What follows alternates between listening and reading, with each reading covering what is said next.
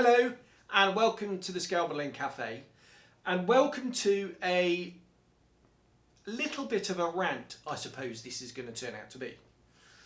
Right, hopefully you've seen my video that I did on the Qatari Spitfire, or it's kind of like a reaction to, I suppose, some of the comments on some of the videos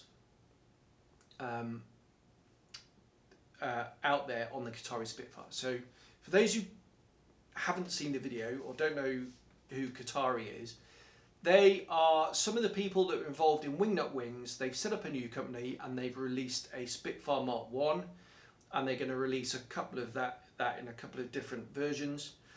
The RRP in the UK is about £90, and that upset a vocal minority, and I must stress this is a minority, but the subject of the Qatari video essentially is, why has this fantastic model, why do some people slag it off and slag off the company?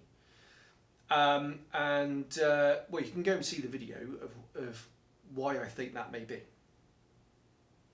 But some of the comments that I've seen, and some of the comments I've seen lately, some of the comments in relation to my video, and I've seen this elsewhere as well, is there is a fallacy out there that some people are under, and it comes from a position of ignorance. Now, when I say ignorance, that can be construed as a strong word. I'm not calling these people ignorant and pointing fingers. I'm just using it in the kind of dictionary sense of it, in that these people are ill-informed.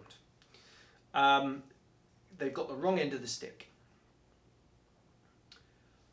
And frankly, they don't know what they're talking about. But the fallacy is that, and this crops up from time to time, that reviewers or magazine editors or publishers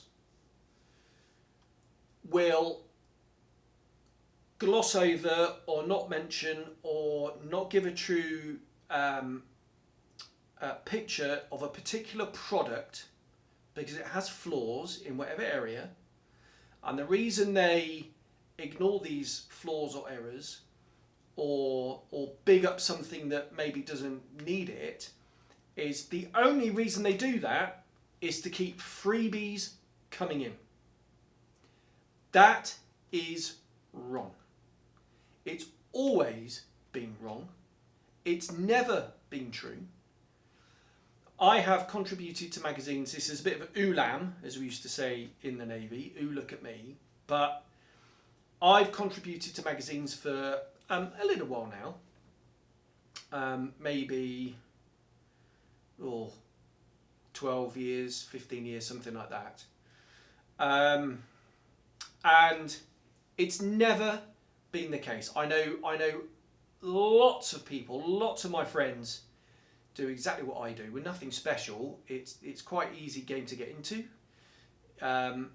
You just send in, email the editor of a magazine, attach some of the pictures of your work, say you'd like to contribute, maybe even write an article, photograph it of one of your own kits, fire it all in, and see what happens. And invariably, an editor will, if you're up to that modelling standard, and if your photography skills are up to a standard, and if your writing skills are up to a minimum standard, they'd be delighted to have you, because good contributors are, hard to get.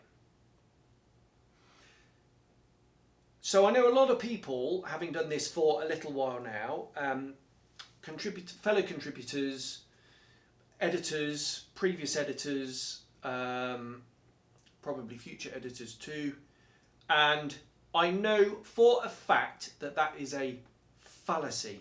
It's not true. These people are not worried about keeping the freebies flowing in.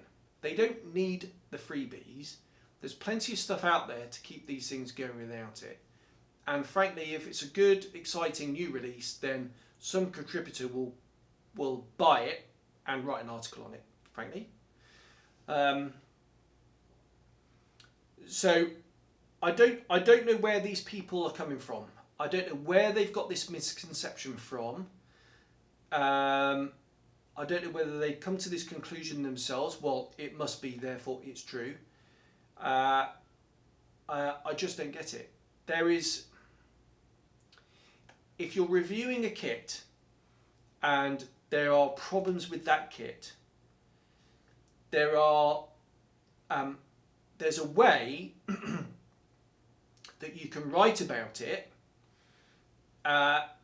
in an article. You can write a fair and balanced review without tripping over into hyperbole and completely slagging something off. But if something requires it, then I know for a fact that people will do that.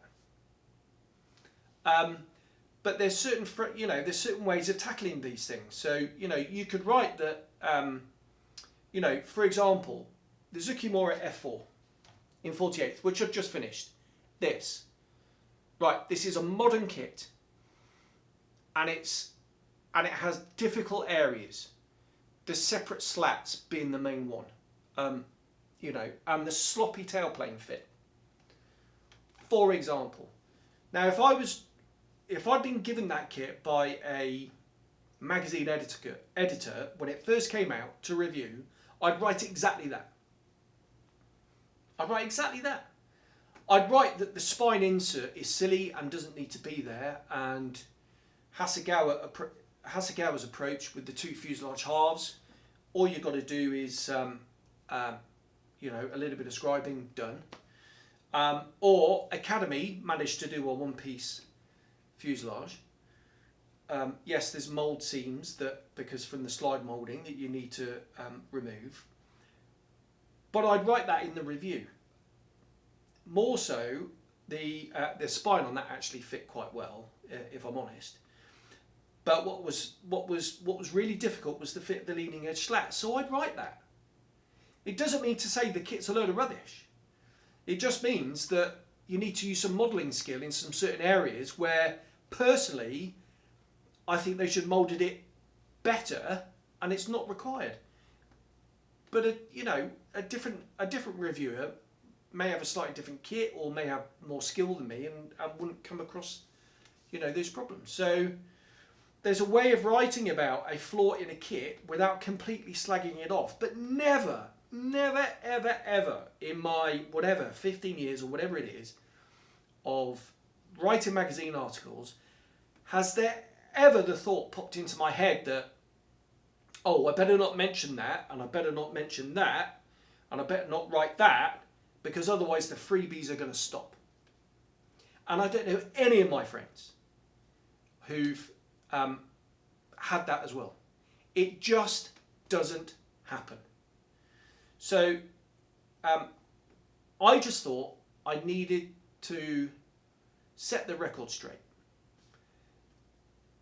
People are entitled to their opinion.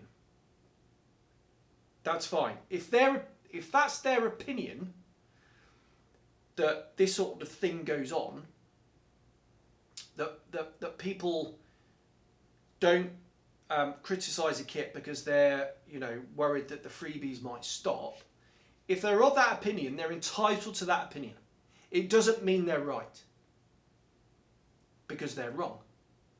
They might believe it to be true without any evidence, because there is no evidence, because it doesn't happen.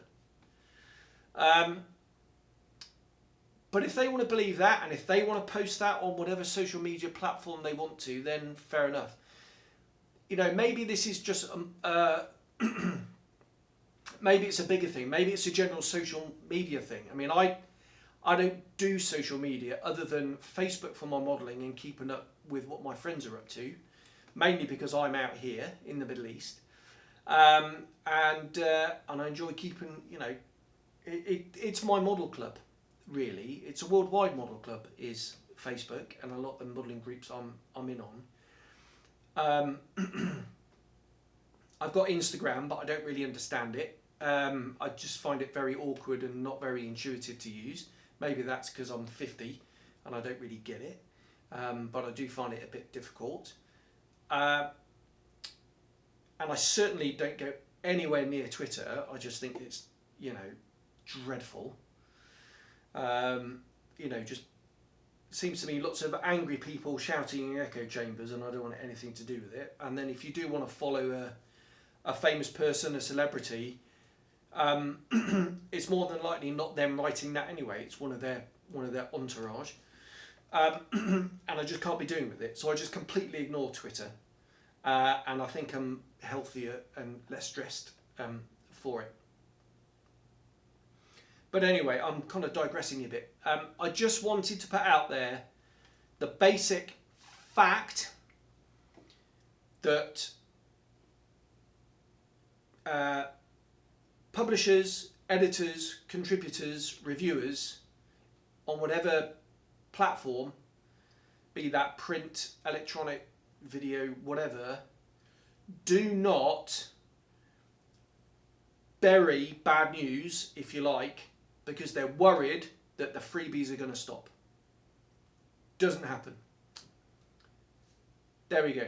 That's it. Right. I'm in a good place. I'm nice and calm. More so now I've got that off my chest. There we are. Be interested to hear what you think. Right. I'm going to go listen to some of these guys. Best band in the world. Fact. More facts. Truth bombs, as my mate Tim would say. There we go. See if I can do that. Yeah, I'm going to go and do some editing on the A4 now and get in the zone. So yeah, sorry if you found that a bit ranty. Well done if you got to the end, and I'll see you on the next one. Cheers. Bye bye.